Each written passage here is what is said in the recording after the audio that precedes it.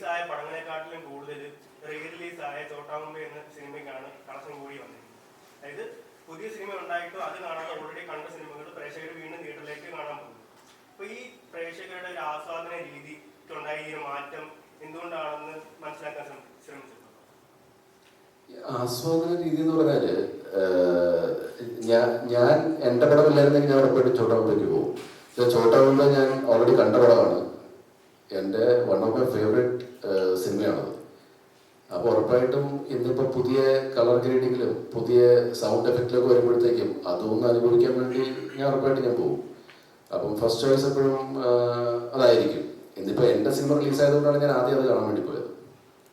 Otherwise അത് but natural അല്ലേ. നമ്മൾ പണ്ട് ഇഷ്ടപ്പെട്ട ഒരു പടം, അതും